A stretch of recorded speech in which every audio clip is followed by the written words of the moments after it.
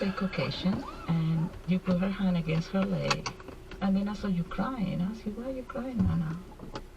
And you told me you wanted to be white like your grandmother, because nobody likes black. Yeah. And that was what? Four. Yeah. Adela did too. She didn't speak any English, but she understood. But we just loved on you, and we assured you there was nothing wrong with you. Though you were beautiful just exactly how you were. I am different, and that is special. I didn't always feel that way, but I think about how rare it is to have a family that is so loving. And when we go to Mexico, I don't feel different at all.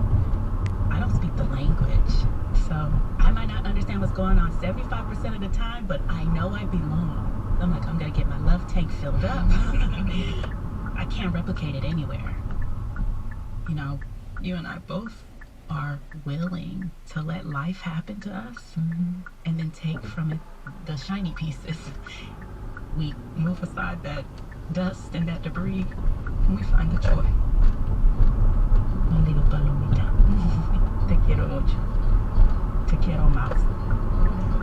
Luz Kenyon with her daughter, Anna Paloma Williams, at StoryCorps in Atlanta. Their story is archived at the Library of Congress. Major support for StoryCorps comes from Subaru, who, along with its retailers, is partnering with adoptaclassroom.org to provide funding to high-need schools in local communities for Subaru Loves Learning. Subaru, more than a car company. And from Dignity Memorial, helping families plan life celebrations now so their loved ones are protected later. Because nobody should have to plan for a loss while they're experiencing one. Learn more at dignitymemorial.com. Tomorrow on Weekend Edition, the story of a Danish traveler who visited every country on this planet without using a plane once. It took him about 10 years. To hear about his amazing journey, listen to NPR on your phone, on your smart speaker, or on your radio.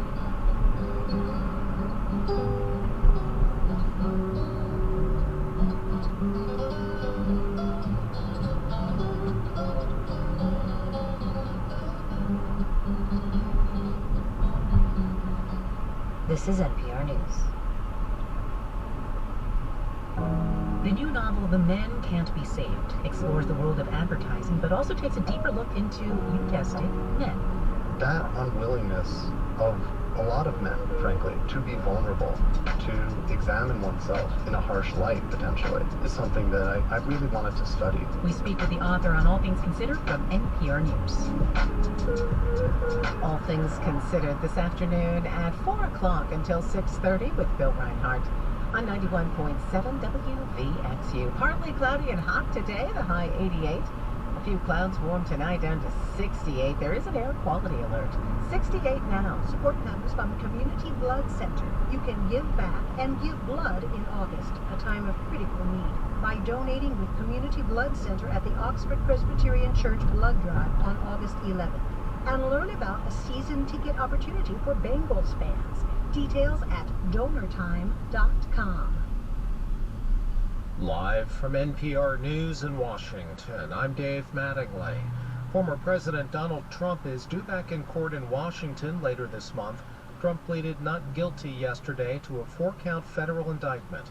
NPR's Carrie Johnson says the former president is accused of trying to overturn the results of the 2020 election. The special counsel investigation puts Trump at the center of overlapping conspiracies to defraud the government he once led, to pressure state election officials and his own vice president, to try to stop the vote certification, and to deprive of Americans of the right to have their votes counted in 2020. Trump calls the indictment of political persecution. 2 bodies have been found in the Rio Grande along the U.S.-Mexico border.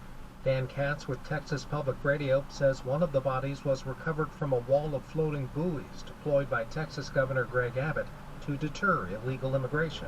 The U.S. Department of Homeland Security is calling for an investigation into the bodies found in the Rio Grande near Eagle Pass. Mexican President Andrés Manuel López Obrador called the situation inhumane, as one of the migrants was found caught in a floating buoy barrier. Governor Greg Abbott had the buoys placed in the river to deter illegal crossings, and says he's stepping in where the Biden and Lopez Obrador administrations are failing. The Biden administration has sued Texas over the buoys and is seeking an order to have them removed. I'm Dan Katz in San Antonio. This is NPR News. Good morning. It's 8:32, 68 degrees in Cincinnati. This is 91.7 WVXU. I'm Marianne Zalesnik. The number of COVID hospitalizations has increased slightly in the Cincinnati area. The spokesman for Hamilton County Public Health says it's nothing like the busiest days of the pandemic.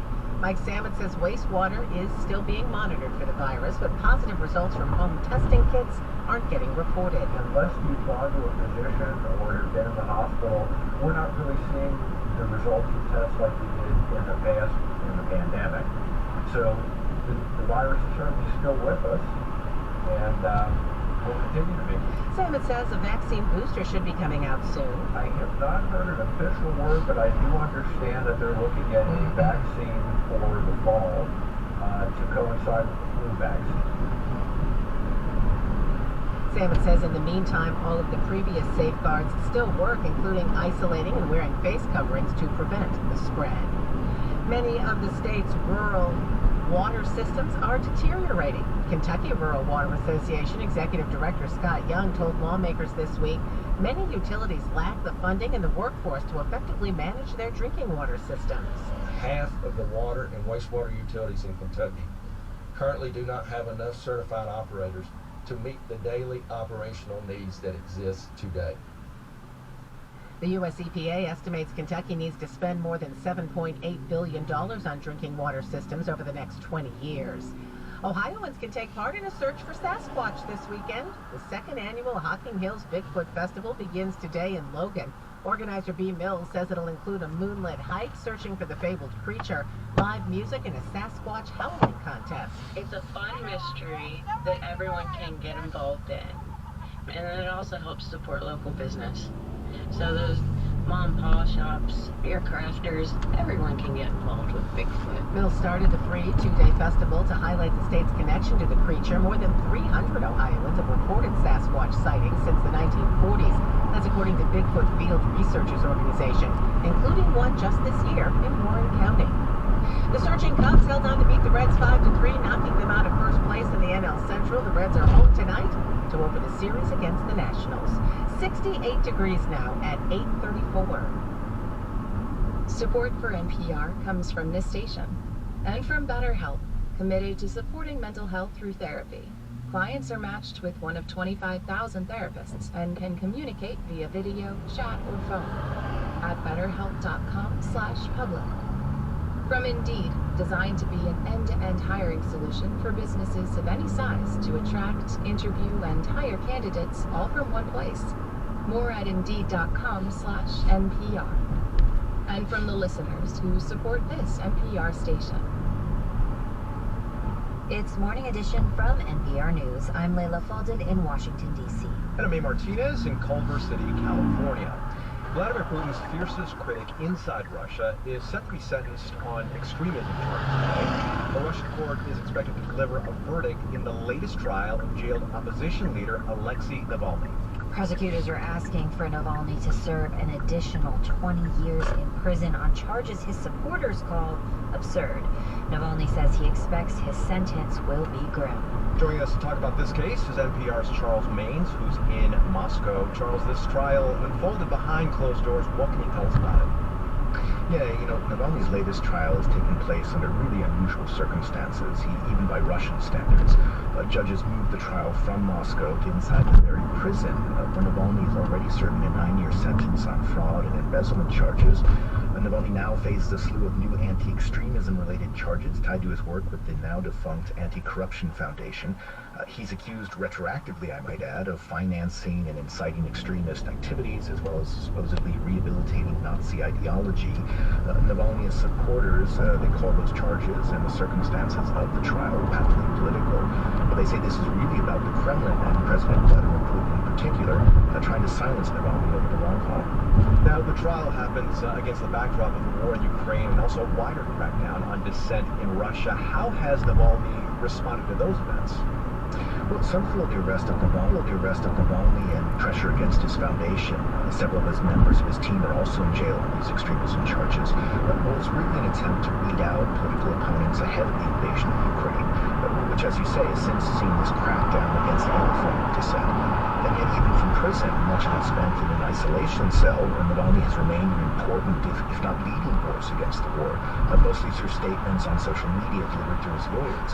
And despite this closed trial, Navalny's used a platform, again, we read but don't hear his statements, to rail against the war, saying it left Russia floundering, in his words, a pool of mud and blood. How many Russians will see that is debatable, but the message is out there, or has been. These new charges come with harsher prison conditions, meaning that the line of communication may well grow dimmer. And Navalny doesn't sound hopeful. I mean, he looks like he's expecting the worst. What's he saying? Well, yesterday, Navalny issued a statement saying he understands that he will get a, quote, Stalinist sentence. That's a reference to repressions under Soviet dictator Joseph Stalin. But Navalny was quick to tell supporters this is done not to intimidate me, but to intimidate you. In other words, by imprisoning hundreds, the Kremlin is trying to intimidate millions. So he's using this moment to call on Russians to resist through acts small and big. Clearly understands that not everyone is like him, a man who, after all, was nearly poisoned to death, lived to tell the tale after recuperating abroad, and then chose to return to Russia in almost certain imprisonment. And this has really been a hallmark of Navalny's style throughout his ordeals. He's not given in to despair, but argues Russians will eventually realize what he calls the beautiful Russia of the future. Yet given the harsh treatment he's already received, and which looks only likely to get worse, the concern is whether Navalny will be around to see it. All right, that's NPR's Charles Maines in Moscow. Charles, thank you. Thank you. In 1979, reporter Roberto Rodriguez witnessed police brutality in Los Angeles, and while trying to document it, he was attacked by LA County Sheriff's deputies, ending up hospitalized for days. His 7-year quest for justice that followed the incident led him to write Justice, a Question of Race. Over the years, he also wrote poems and articles and became one of the most prominent Chicano writers. Roberto Rodriguez died Monday of heart failure in Mexico. He was 69 years old. Ana Ochoa O'Leary heads the Mexican-American Studies Department at the University of Arizona, where Rodriguez was an associate professor emeritus. She joins us now from Tucson. What drove him to be a champion for Chicanos, as some Mexican-Americans identify?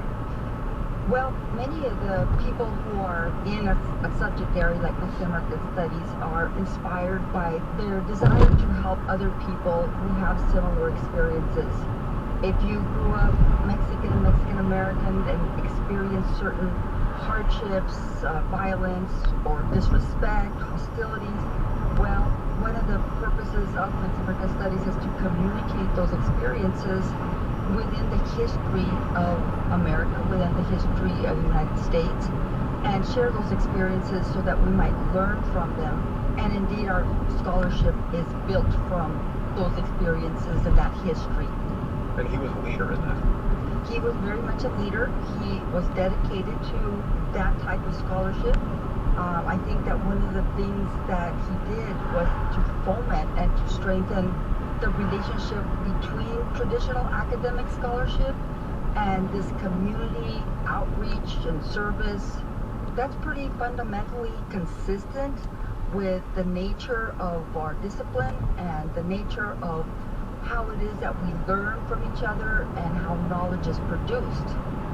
That beating, that brutal beating at the hands of LA County Sheriff's deputies that he took in 1979, what kind of emotional and physical toll did it have on him?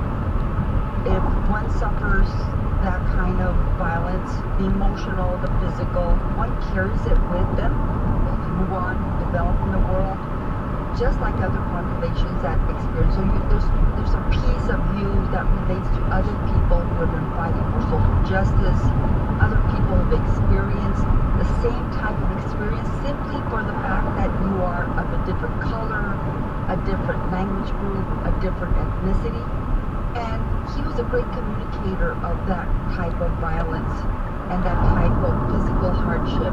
And we begin to see, once you start to communicate something like that, is that many other people have suffered. I mean, one of the biggest examples we have is the recent police violence that other people of color have experienced. And so once you know that, you can work towards a solution. we become woke, so to speak. Roberto Rodriguez was such a fierce warrior, really wanted to take up for his people. What do you think gave him hope about the people he fought so hard for? Well, I think for activists such as himself, because he was a scholar and an activist, the hope that people like him cling on to is really energized by some progress. So, you know, if we look at in a historical context, we see that we have evolved to a more tolerant society. Surely there's work to be done, but any thread of progress really invigorates any struggle to make our environment better and our social society more equitable and tolerant. And once the activists see that, then that hope really energizes others. Anna Ochoa O'Leary heads the Mexican American Studies Department at the University of Arizona in Tucson. Anna, thank you for your memories. Thank you so much.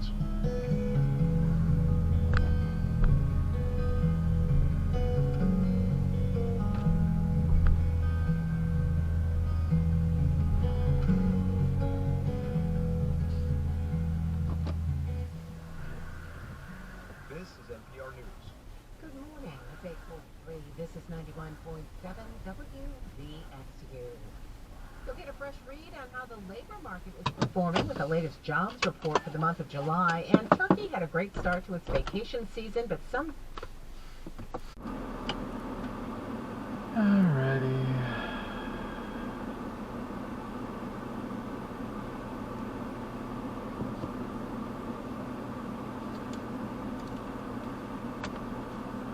And I started right when the show Mad Men debuted in 2007.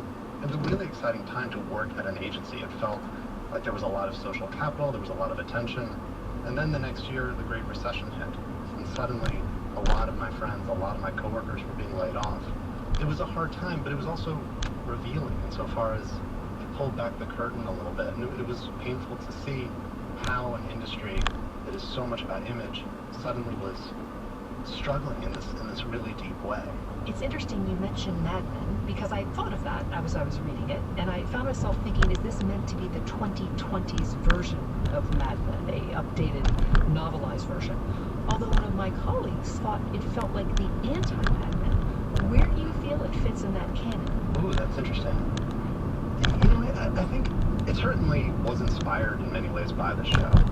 My coworkers, when that show aired, what we would do is, I believe it was on Sunday nights, and then on Mondays we'd come into the office, and that was the first thing we'd want to discuss. And we would talk about it in two ways. The first was, look at everything that's changed from the 1960s to today. But then the other thing, the more interesting thing that we'd talk about is, look at all the ways in which agencies haven't changed at all. Culturally, so many of the things from that show remain the same, for better or worse. And so I thought it would be interesting to take a look at what the agency world looks like today, right? And not to glorify it, but to present it in all of its toxicity, all of its electricity, all of its color. So in many ways, I do think the book attempts to be Mad Men for the contemporary agency landscape. The book, as we said, the title has men in it. The men can't be saved. And some of the marketing of the book has talked about it illustrating toxic masculinity. I find that term a little trendy in a way I don't like, a little eggheady. But I did wonder how much you are trying to illustrate men in particular, or men in a certain industry, versus just the way certain people in the business or corporate world act. I do think that term toxic masculinity can feel really trendy. And at the same time, I think that if we look at a lot of society's problems today, we can trace them back to men making bad decisions in various capacities and being in power in positions where those decisions have a real ripple effect and a real impact. I think that it's incumbent upon men to look within.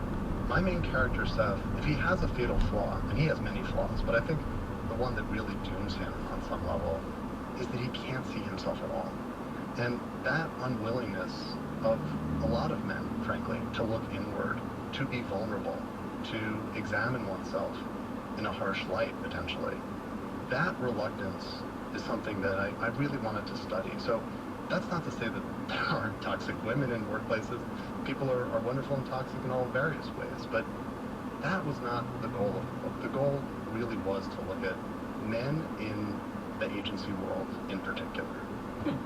One of my colleagues who also read this book felt like there was a lot of what she called performing manhood, men acting like they think they're supposed to act, whether you're the cool guy who's a rock and roller to any other variation of man who might be out there.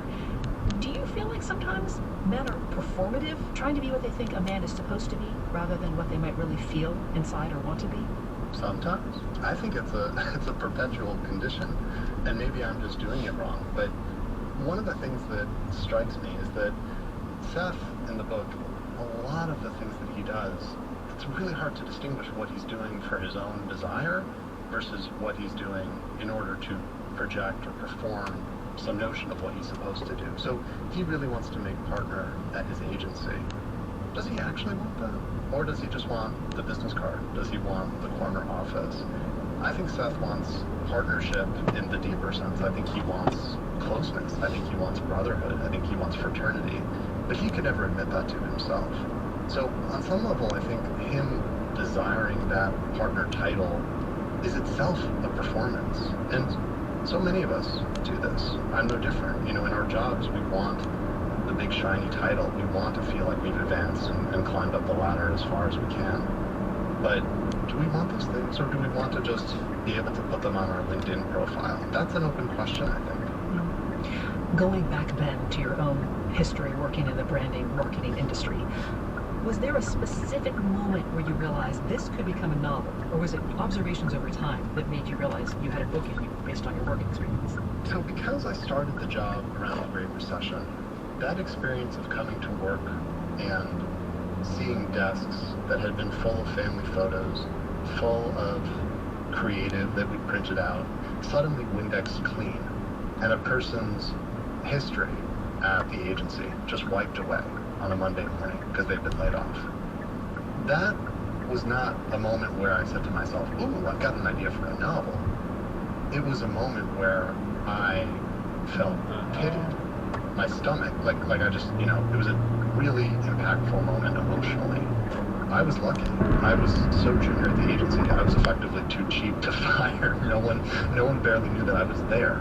But for friends and colleagues of mine, losing that job, it meant losing their identity, because to work at the agency was such a huge part of who a person was. And so, again, I don't think I had the inspiration in that moment to write a novel, but I feel like I had the emotional weight to not let that go. And if you can't let something go, oftentimes it just has to become a book. It also sounds like maybe you came away with some valuable life lessons from that experience. Do you think it did that for you? I do. It made me pretty clear-eyed about what it means to work for an organization. And it's given me pause throughout my life. I think one of the nice things about being a writer, because there are some not nice things, but one of the nice things is that you get to be your own boss. So I can be as hard on myself as I want, but at the end of the day, I know that my desk is not going to be Windexed the next day I come to it. Whereas working for an organization, a company, they decide maybe when they're done with you and what your value is. I think so. That's Ben Perkert. His novel is called The Men Can't Be Saved. Thank you for talking with us. Thank you.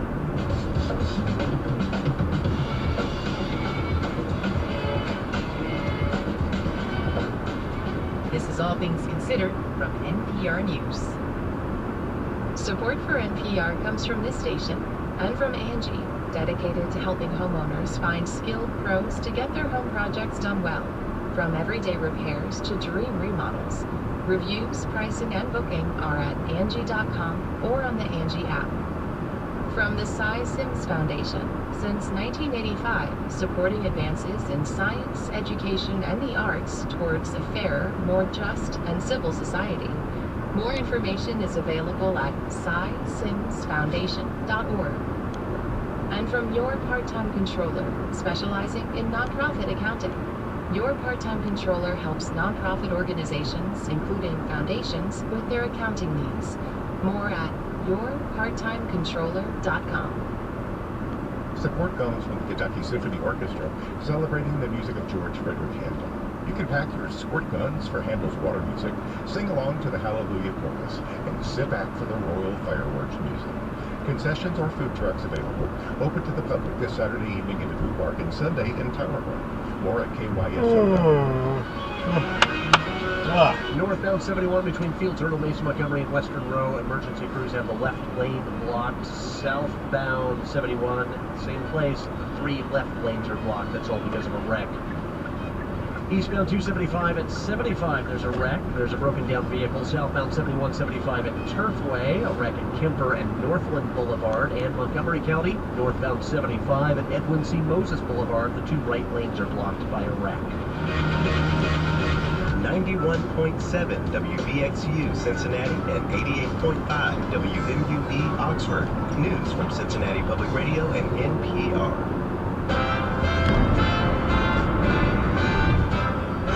Donald Trump is facing multiple criminal charges, but he's still the frontrunner for the Republican nomination in the 2024 presidential election. What does that mean for the Republican candidates running against him? For Friday, August 4th, this is All Things Considered from NPR News.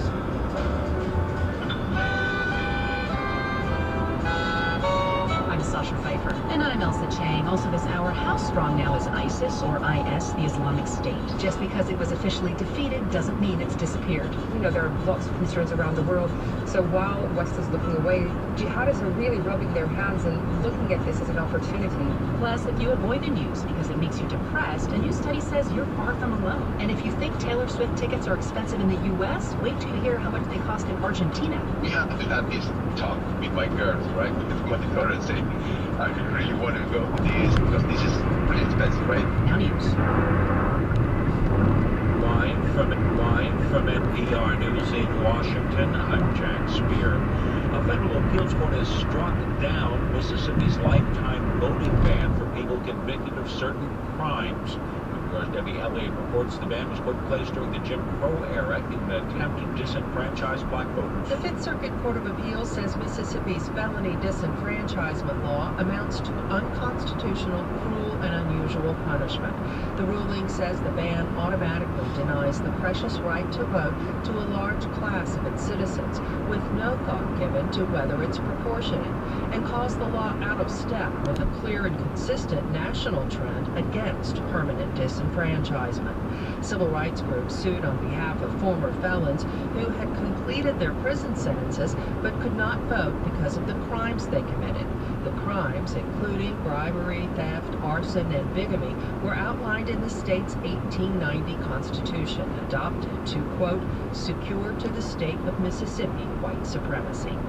Debbie Elliott, NPR News. The Russian court has sentenced the country's jailed opposition leader Alexei Navalny to an additional 19 years in prison. NPR's Charles Baines reports from Moscow. The trial unfolded in unusual circumstances.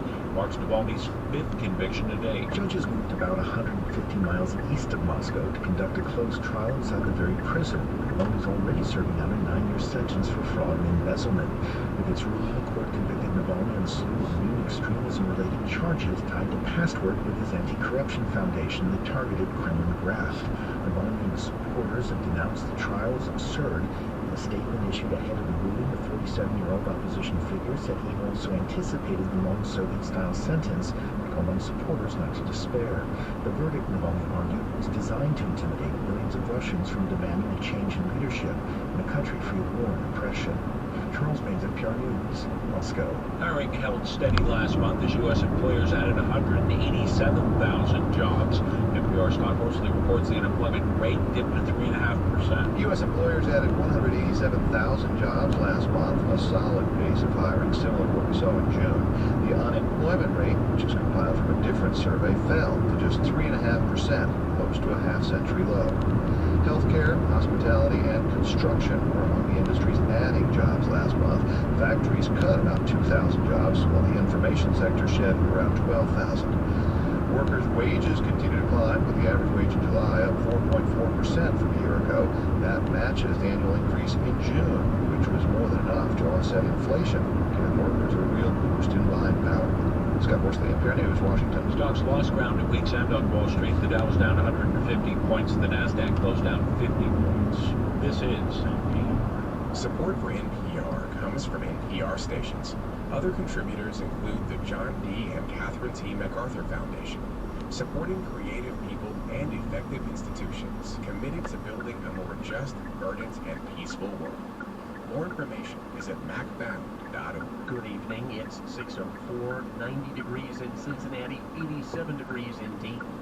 This is 91.7 WVXU. I'm Bill Reinhardt. Cincinnati Public Schools will be celebrating the start of the new school year this weekend. WVXU's Zach Carrion has details. The school district is inviting everyone out to Washington Park this Saturday for its back-to-school festival. CPS will be welcoming students back with free activities, giveaways, and live music from area high school bands, as well as a tribute to 50 years of hip-hop. The festivities will start in the morning with a superhero parade. Kids are encouraged to march dressed as their favorite superhero and take a pledge to end bullying in schools. President of the Bootsy Collins Foundation, Patty Collins, will lead the parade with lawyer Michelle Young. Collins says the parade is all about spreading positivity.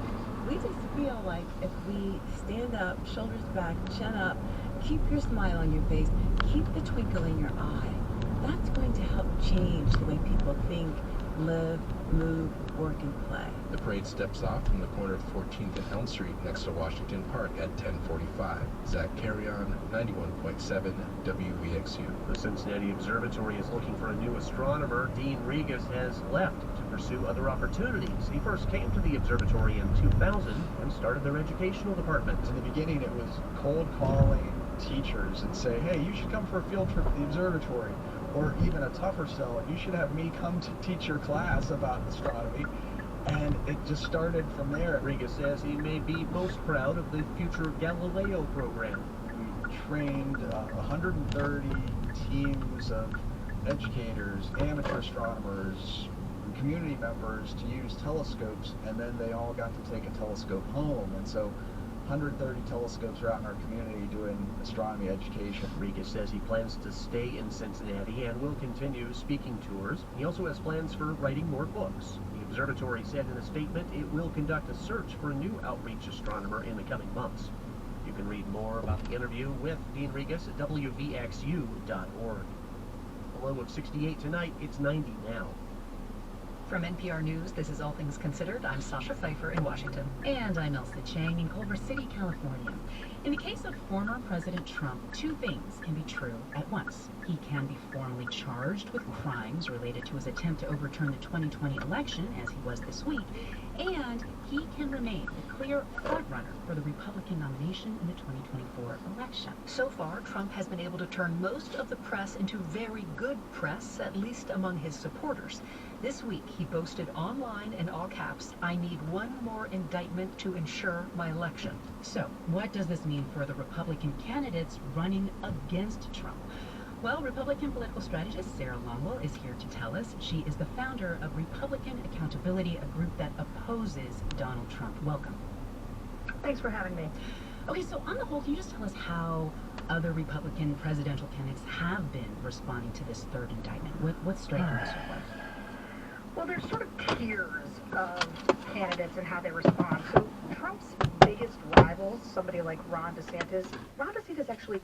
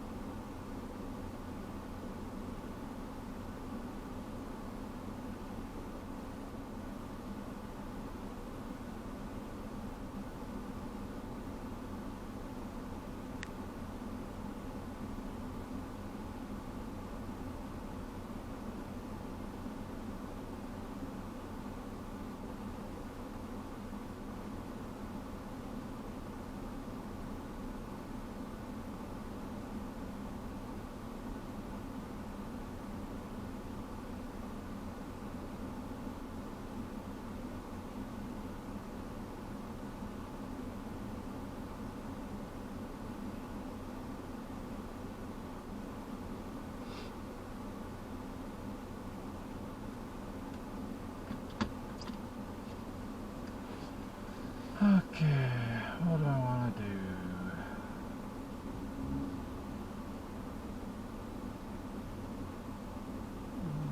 Probably go home.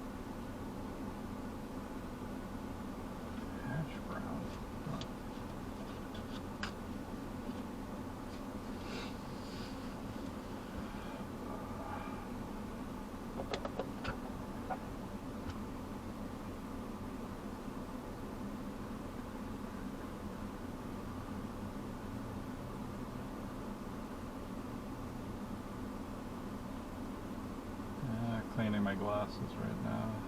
It's so oily.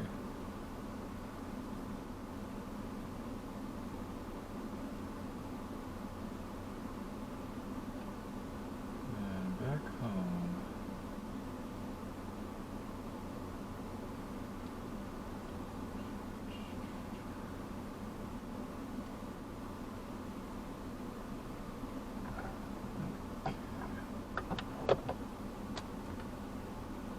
Living's supposed to be easy? Yeah, it hasn't been that easy. That's Taylor Evans. She works in entertainment marketing in New York. Oh gosh, it's been very muggy, very warm. Yeah, just almost like swampy a little bit. And thunderstorms, and those days when the city was blanketed with wildfire smoke. Well, even then, Evans has found ways to keep having fun. I went to a concert in Brooklyn. Both indoors and out. There was a anniversary party for the musical Wicked like 2 weeks ago. In a very New York way. The Met does like a rooftop sort of like makeshift bar in the summertime. No, Americans will not lock down again. We're constantly consulting weather apps and chugging the It drink of summer, water, or electrolytes if you're feeling fancy or really, really hot. And we're having fun. In the last week of July, which was hit by both excessive heat and thunderstorms, Major League Baseball recorded the best attendance at games in more than a decade. Live Nation, the big concert promoter, just posted record profits. And then there's travel. John Hunt has been zooming around the country with his wife and 2 kids. Our 4-year-old, for some reason, keeps a rock every time we go somewhere, and I think we have like 9 or 10 rocks sitting on a table. Rocks from Missouri, California, Washington State, Idaho, Utah, Wyoming, the Rockies. And every time I look at them, I'm like, man, that was a lot of packing a car, making sure you have everything, checking the weather, going and doing it. It's been tough at times. 60-mile-per-hour winds shook their tent in Wyoming. His wife had heat stroke at the Gorge in Washington. One flight was delayed for 6 hours. But Hunt hasn't canceled any plans and doesn't intend to. My family's kind of on like a rock band tour from the end of May until the middle of August. One reason, he invested a lot into planning the summer. He started in November to make sure he could lock in campsite reservations. Also, most of the time, summer's been fun. Like at Priest Lake in Idaho, near the Canadian border. The weather's great. I think the hottest it got was maybe like 90 degrees. We had one day where there was a little sprinkle of a shower, but, you know, sitting on a beach at a lake in northern Idaho is pretty lovely. And yes, there's a possibility of more extreme weather next summer, but he's still going to kick off another round of planning in 3 months. And I guess the best thing I learned from my grandfather is if you don't bring a raincoat, it's going to rain. If you bring a raincoat, there's a chance that it won't rain. So you just got to prepare for whatever the worst could be, and hopefully it doesn't hit you or it misses you by a couple miles, or you're in it, and, you know, that's a whole different experience. And hopefully you have your weather apps and your electrolytes with you, too. Lisa Lambert, NPR News. There is a force moving global economies right now. It's bringing millions to cities and local businesses. The force I am talking about is... It's me. Hi. I'm the problem. It's me. That's right. It's her, Taylor Swift. It's estimated her Eras Tour will generate $5 billion in global revenue.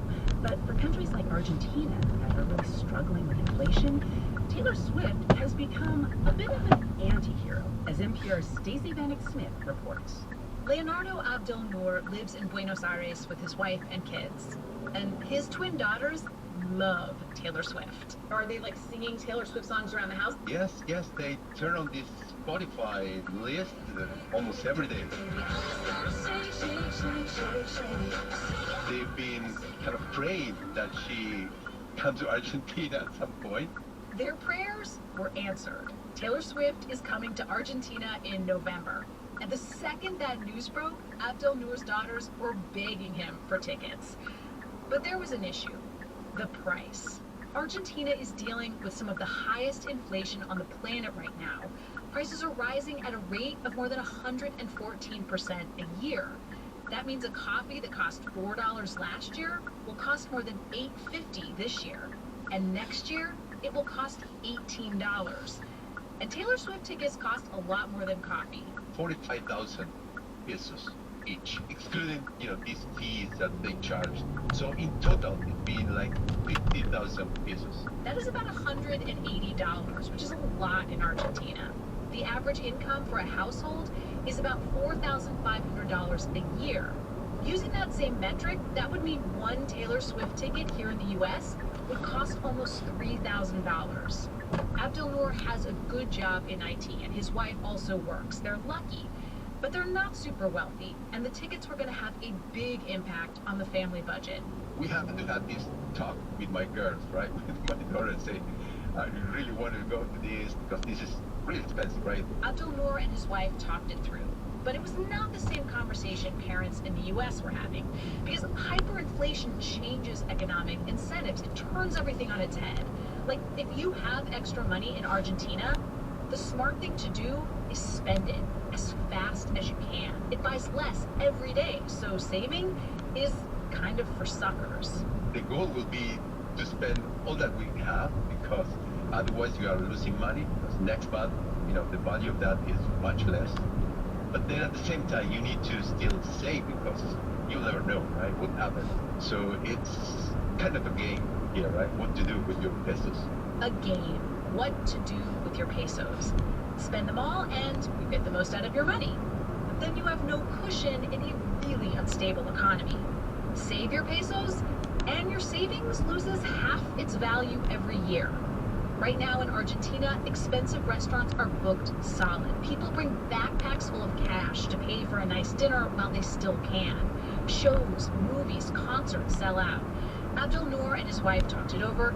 They did have this chunk of savings that they've been planning to use for home improvements.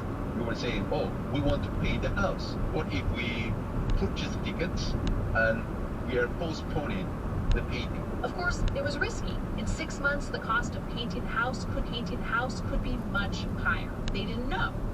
What they did know, Taylor Swift was coming to town, and they could bring a lot of joy into their daughters' lives, help them shake off this tough economic moment for one night. Finally, they came to a decision, got everyone together to discuss. We gathered together at dinner, and then we said, okay, we can purchase the ticket. His daughters were very excited. They were yelling, they hugged me, they gave me a kiss. Abdel-Nour and his wife had a long conversation with their daughters about how they've made this decision, the things they would hold off on doing in order to afford the tickets. So they also understand our other priorities for the family. We are doing this, we are not doing that, but we all were happy anyway, right? They are happy, we are happy as well. Yeah. Abdel-Nour is trying to teach his kids how to make responsible financial decisions in the middle of a lot of instability and uncertainty. He grew up in Argentina, and hyperinflation has happened before. He knows it. Stacey Vanek Smith, NPR News. This is NPR News.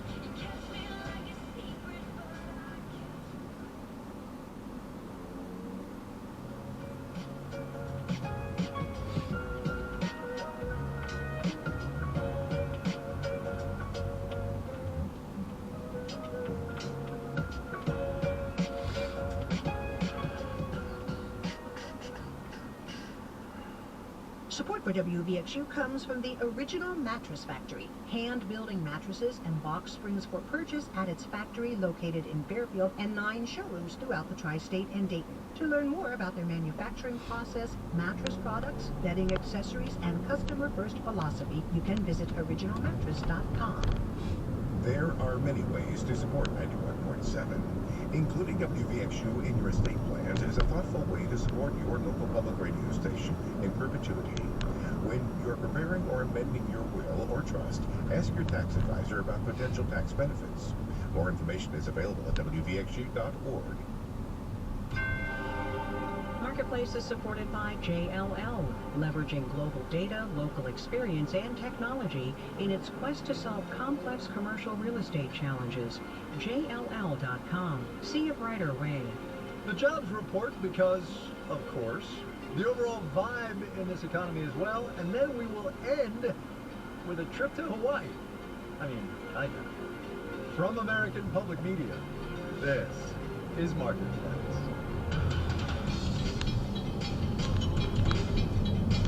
Marketplace is supported by McDermott Will & Emery, an international firm where lawyers work every day to help clients fuel missions, knock down barriers, and shape markets.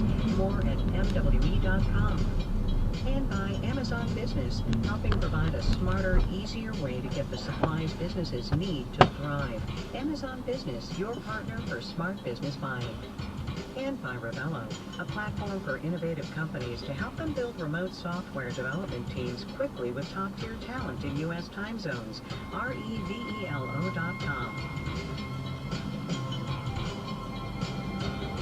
In Los Angeles, I'm Colin Rizdal. It is Friday today. This one is the 4th of August. Good as always to have you along, everybody. This is not without controversy, what I'm about to say, but I am not sure this morning's July jobs report, while important, yes, I'm not sure it was the most important thing that happened in this economy this week. But maybe I'm wrong. Let's discuss. Gina Smilik is at the New York Times. Heather Long is at the Washington Post. Hey, you two. Hi, Kai. Hey, Kai. Forget the controversy. Well, it got to start somewhere, right? So look, Heather, 187,000 new jobs last month. Unemployment rate is 3.5%. First of all, is there anything in here that changes the general economic outlook, do you think? Probably not hugely. I think you're right. The economy still looks like it's humming. Jobs growth is slowing a little bit. Wages maybe a little bit hotter than we were thinking. But I will say this.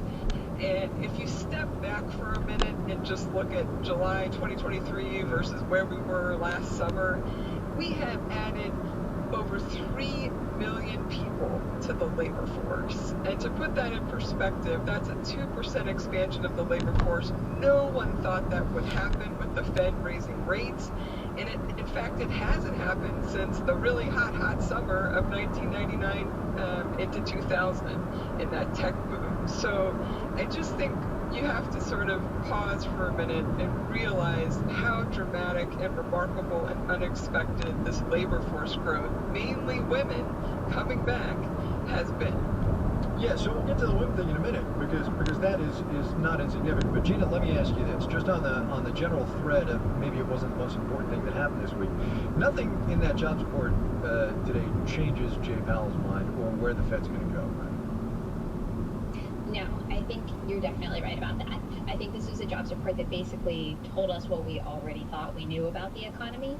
And I would actually say, on your point that this was not the most important thing that happened in the economy this week, I'm gonna sort of piggyback on that because I feel like you've opened the door to being a little bit hipster with the economic data here, and say that the most important thing that happened in the economy this week was the job openings and labor turnover survey, which is really one for the nerds, which showed that the quits rate is falling. So I think that was the really important number that we got on the job market this week, and it fit with this jobs report today and telling us that it's getting a little bit less hot out there. It's still a really strong job market, but people aren't quitting as rapidly. Job openings are down a little bit. Wage growth is strong, but it's not getting steamier in this job market. So look, Heather, let's pick up on that a little bit, and I do not want to hear the words soft landing coming out of your mouth, but this is kind of the way it was supposed to go, right? If Jay Powell could have engineered it, minus the inflation at 9.5% or whatever it was, this is kind of what he would have done. Yeah, if we can't say soft landing, maybe we could say immaculate disinflation or whatever the painless disinflation, whatever our favorite new term is.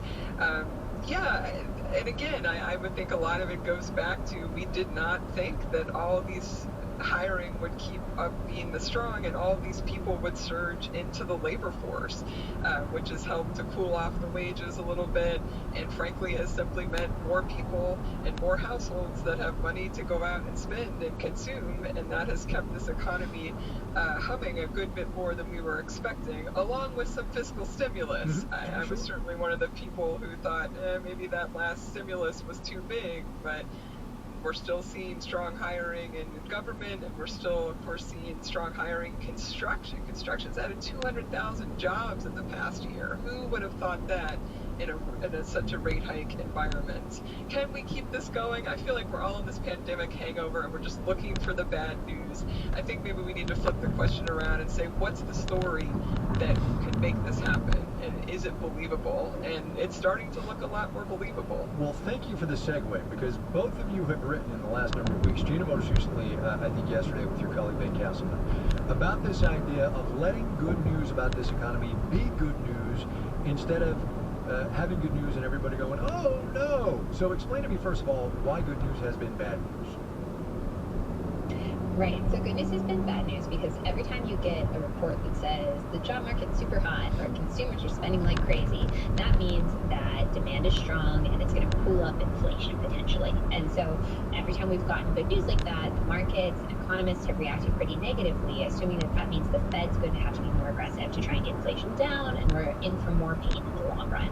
But recently that narrative has really started to shift. We've seen a world where people are saying, hey, the supply side's healing, there are more cars to go around, there are more workers to go around, maybe you can get some growth that's just healthy growth that isn't super inflationary. And hey, by the way, inflation's coming down. So suddenly good news is just feeling like good news again. Heather, you wrote about this a couple of weeks ago, and it goes to what I had a conversation with Kyle Scanlon about this week. The vibe session is over, and people just need to sort of hang in this economy, right? And just enjoy what it is. Well, we're certainly starting to see signs that that's happening. I know it's not necessarily a huge turnaround, but CEO confidence is on the rise. Even consumer confidence is on the rise a little bit. People seem to start to notice that things are turning around, and even more importantly, they're starting to believe it. And I think seeing that business investment pick up in many different industries is a pretty telling sign of just how quickly the sentiment has shifted in the past few weeks. Yeah, no, I agree. Keep going with the whole speed of this, because it does seem that the speed of the shift in mood has been very quick. It's been incredibly quick. I mean, we've even seen it in the past few days in, if you want to get really wonky, in what's going on in the bond market. And so, to me, the most important maybe economic news of the week is we're also potentially seeing a productivity boom. Now, that's very early to say that, but to see that's been one of the missing pieces for years, and certainly in part of this recovery, is where is the productivity? And if even that's starting to pick up, wow, would that be a game changer for the U.S. economy? Last thing, Gina, and it's got to be a little bit quick. I had a chat with Mohamed El-Arian yesterday, and one of the things he was saying as he was talking about the Fed was, you know what, they ought to just stick at 3%. Make 3% their official inflation target, because getting from where they are now to 2%, the Fed has not demonstrated a capacity to do that. It's not going to happen, right? The Fed's not going to do that. They are definitely not going to do that out loud. They are definitely not going to say 3% is our inflation target now. But I feel like you might see a world where they're a little bit, slow to crush the job market in order to get that last 1% percentage point out. But, that's a question for the next couple of months. We'll see. Michelle indeed. Gina Smiling of the New York Times and Heather Long of the Washington Post. Thanks, you two. Thanks, guys. Thank you. Happy vibes. Happy vibes. Good vibes all the way around. Wall Street today and for the week. Well, the vibes are actually lousy there. We'll have the details when we do the numbers.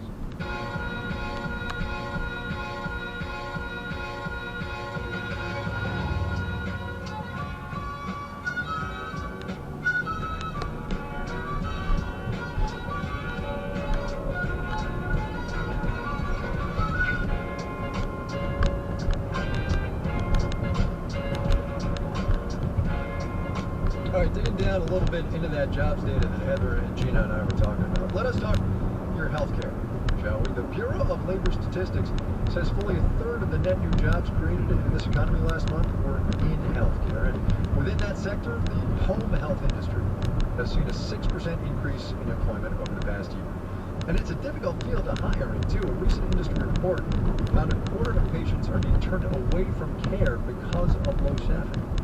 Marketplace Elizabeth Trobal has that slice of this labor market. In our latest edition of Things COVID-19 Changed Forever, home health care.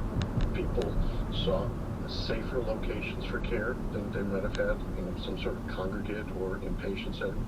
Bill Dombey is with the National Association for Home Care and Hospice. It also accelerated an awareness of the capabilities of care at home. But there's a problem. The population is aging and there's not enough nurses. It's kind of the perfect storm now. Scott Williams is with Interim Healthcare, a network of franchises with as many as 3,000 job openings. Our franchisees are really in a constant hiring state at this point. Without enough staff, more older Americans have to stay in hospitals longer than they need to, says Pat Driscoll with Texas Women's University. Or they have to go into a nursing home. And very frankly, older folks don't recuperate as well. And it's hurting the bottom line at companies competing for nurses with higher paying hospitals. Often when home care companies do offer higher salaries, the cost of the care is more than the reimbursement. Mary Gibbons-Myers ran Johns Hopkins Care at Home for several years. So a lot of agencies are unable to stay in business because of it. And she says because insurers reimburse home health care at a lower rate than hospitals, companies struggle to compete. I'm Elizabeth Trobal for Marketplace. When you look at travel right now in this economy, we've got what you might call an unequal distribution. Tourism broadly is back, more than back actually. But in some places, it's way more back than others. So far this summer, Americans have been jet-setting abroad, and that higher demand has helped push international ticket prices up 10% from last year. Domestic airfares, meanwhile, down more than 10%. That's according to the travel app Hopper. Marketplace's Kristen Schwab takes a look at what's going on there. Big U.S. tourism spots like Nashville have been riding the pent-up demand wave for the last couple years, but that wave could be dropping off. Dina Ivey is president of the Nashville Convention and Visitors Corp. Last year was such a strong year, and we were concerned that this year wouldn't be as strong. Nashville saw a decline in visitors in June, despite its yearly CMA Fest. But some big-named artists on tour gave July numbers a boost. Ed Sheeran was at Nissan Stadium, and then last weekend was George Strait with Chris Stapleton in Little Big Town. She says still, the city is diversifying beyond its music scene, investing in upscale hotels and sports. It just hosted its first NHL draft. Paula Twydale, Senior Vice President of AAA Travel, says there's a reason demand has shifted. Last summer, the CDC dropped COVID test requirements to get back into the U.S. Once that happened, the floodgates opened. Everyone decided to finally take the opportunity to go abroad. She says most of those travelers are jetting to Europe, and there's lots of interest in Asia. Many countries there didn't fully open until late last year. Haley Berg, an economist at the travel app Hopper, says airfare to Asia is up 60% from 2019, and prices haven't dampened interest. We're expecting that this is the new normal for travel demand. She says Hopper surveys show people are cutting back spending in other parts of their lives to prioritize wanderlust. I'm Kristen Schwab for Marketplace.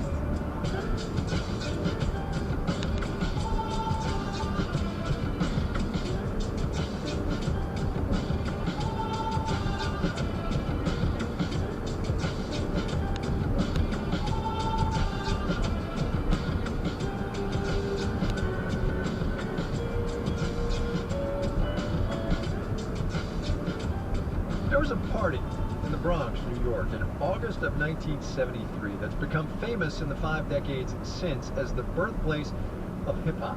Music fans across the country and much of the world are marking that 50th anniversary this month with the launch not only of a music and cultural movement, but of an economic engine as well. Marketplace's Kimberly Adams has that. Since its early days, hip-hop has gone from subculture to beyond mainstream, making millionaires and billionaires in the process. Shane Shapiro is chairman of consultancy firm Sound Diplomacy and writes about how music can drive economic development. Hip-hop is the world's most popular genre and is responsible for many of the streams and many of the usage compared to lots of other genres. And the cultural impact here in the U.S. is ubiquitous. Cassandra Cheney is a professor at Louisiana State University's School of Social Work. So it's not just the music, but it's the art, it's the clothing, right? It just becomes so embedded in our everyday lives that it actually bleeds into the economic side. Hip-hop artists show up in movies, sports, and of course in ads. From clothes to alcohol, cars, even pet supplies. Better quality pet care for less human money. Yes, that was Snoop Dogg advertising for, well... Be sharp. Boy, so far away from civilization, it was very tempting. Media gives marketers access to the audiences. Looking Arab dignitaries of Ujiji restrained me and suggested me to say with a shake of the hand, Dr. Livingston, I presume. Yes, was the answer with a kind smile. Together, we turned toward his house. We took seats on the goatskin spread over the mud floor of his veranda. Conversation began. It would have been difficult to say about what. The topics changed so rapidly. But shortly, I found myself acting the part of a newspaper. I had 5 years of news to give him. Tanganyika, November 18th, 1871. Letter from Dr. Livingston to his daughter Agnes. I heard of an Englishman being at Unyanyembe with boats, etc. But who he was, none could tell. At last, one of my people came running out of breath and shouted, "An Englishman coming!" And off he darted back to meet him. An American flag at the head of a large caravan showed the nationality of the stranger. Bars, tents, saddles, big kettles showed that he was not a poor Lazarus like me. He turned out to be Henry M. Stanley, traveling correspondent to the New York Herald, sent specifically to find out if I were really alive and if dead to bring home my bones. To all he had, I was made free. He came with a true American characteristic generosity. The tears often started into my eyes on every fresh proof of kindness.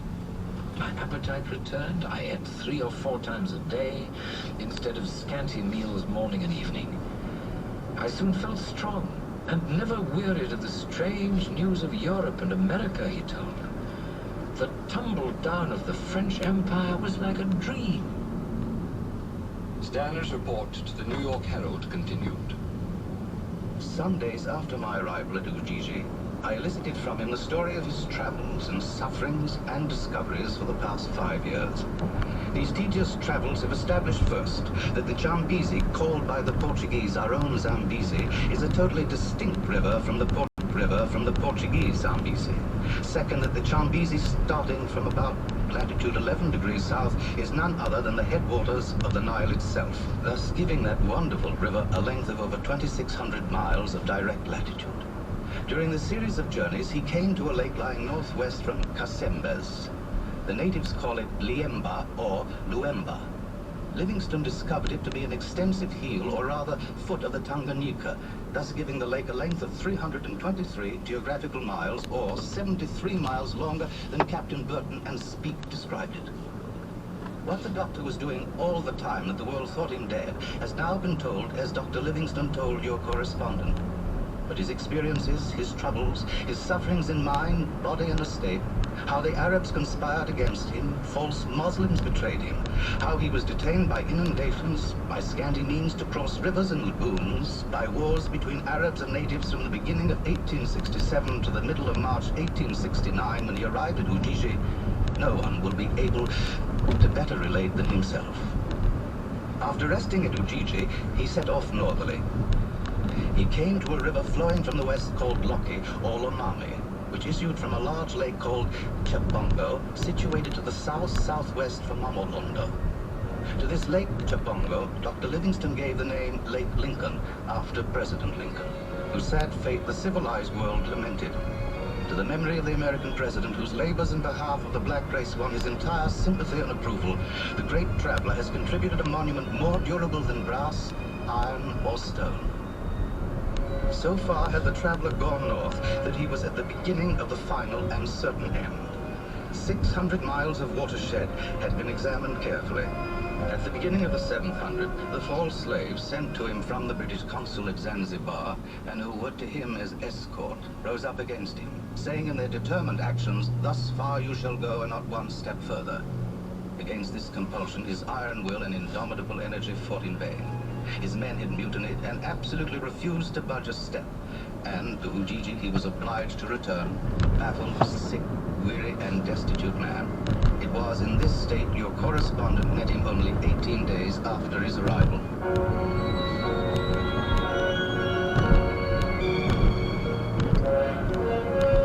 The journey ended for David Livingstone when he died on the shores of Lake Bangweulu. On today's presentation of Kaleidoscope, the story of Stanley and Livingstone. Our program entitled Dr. Livingstone, I Presume.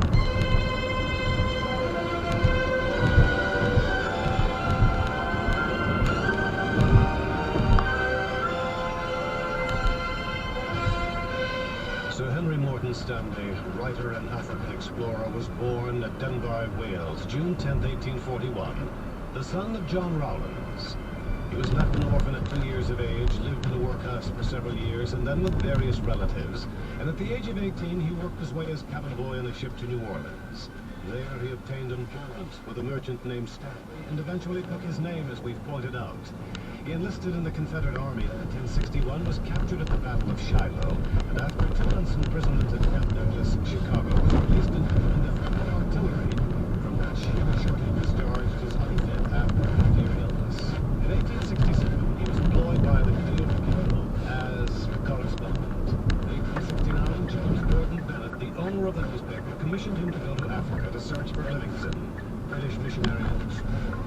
Been in the heart of the Dark Continent so long that fears were entertained throughout the world for his safety.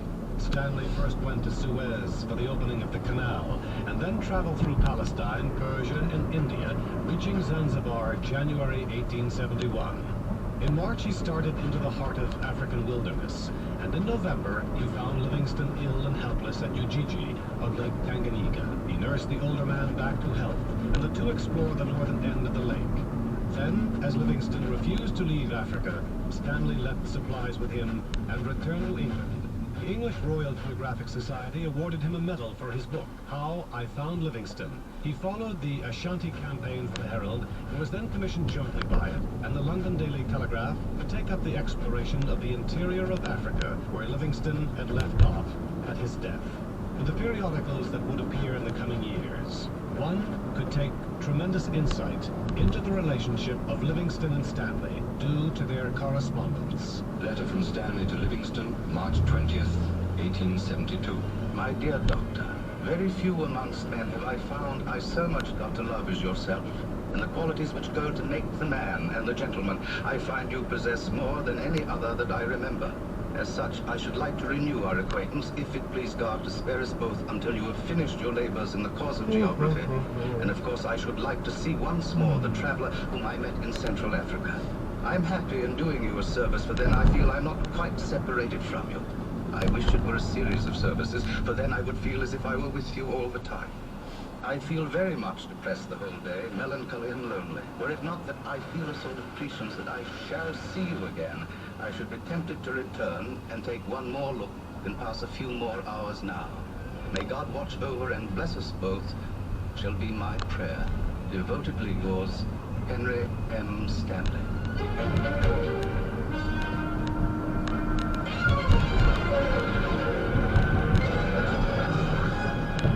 In reference to this Nile source, I have been kept in perpetual doubt and perplexity. I know too much to be positive. Great Lualaba, or Lualuba, as Manyuema say, may turn out to be the Congo, and Nile a shorter river after all. The fountains flowing north and south seem in favor of its being the Nile. Great Westing is in favor of the Congo. Letter from Livingstone to his brother John, December 1872. If the good Lord permits me to put a stop to the enormous evils of the inland slave trade, I shall not grudge my hunger and toils. Livingston's Journal, final entry, April 27th, 1873. Knocked up quite, and remain. Recover. We are on the banks of River Mordelon. David Livingston died 4 days later, on May the 1st, 1873. His heart was buried by his men under a tree at the place of his death. His body was embalmed by them and carried back to be buried at Westminster Abbey finally on April 18th, 1874, with Henry M. Stanley among the pallbearers.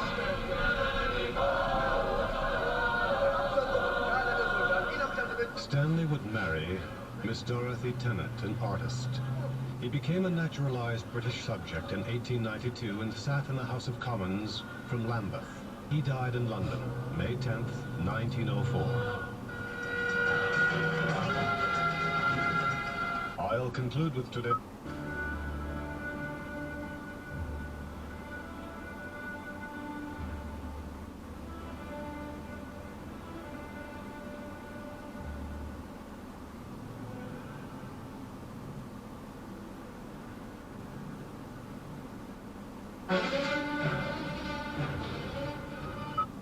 You're going to have a place to live. You're still going to have your business. Your children are going to be fine. No one is going to get sick.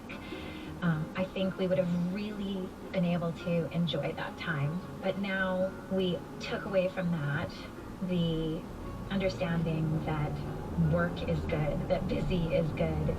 Our priorities have shifted, and we're fine with that. We're excited about the next 10 years and what's possible for us. And every day we get to be together and be with the children. I think we would say we're winning. Hunter Powers, busy as ever out in Hawaii. Sequest Hawaii is the company if you're looking for the boat tour out there.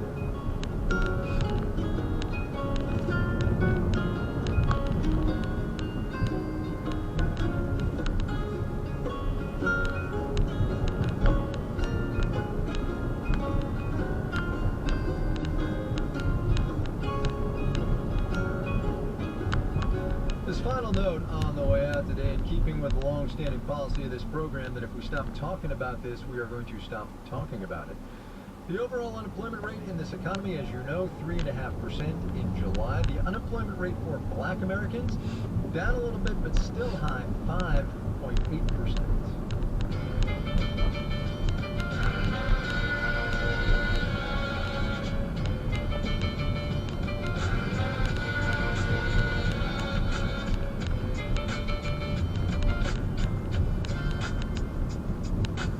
Marketplace is supported by Amazon Business, helping provide a smarter, easier way to get the supplies businesses need to thrive. Amazon Business, your partner for smart business buying. And by Sotero, a ransomware defense company dedicated to protecting data with its patented algorithms, detecting and stopping attacks in minutes. Soterosoft.com. Embrace real-time protection. And by Brave, with a private web browser, independent search engine, built-in ad blocking, and more. Brave is designed to make the web better. Learn more at brave.com. All right, we got to go. Here, though, is your moment of economic context, because I realized I never closed the loop on women and their job gains up when I was talking to Gina and Heather. Credit to economist Betsy Stevenson on this one. She's at the University of Michigan, also an occasional source on this program. And she pointed out on Twitter this morning that of the 187,000 new jobs in this economy in July, women got 143,000 of them in education, healthcare, leisure and hospitality, professional services, and government across the board. So there you go. Our theme music was composed by B.J. Liederman. Marketplace's executive producer is Nancy Fargali. Andy Corbin ran the show this week. Donna Tam is the executive editor. Jill Scarborough is vice president and general manager. I'm Kai Risdal. Have a good weekend, everybody. We will see you on Monday, all right? This is APN. Support comes from the Osher Lifelong Learning Institute at the University of Cincinnati. OLLI is for adults who know that the love of learning doesn't end at age 50. All classes online and in person start soon. For more information, you can search OPP.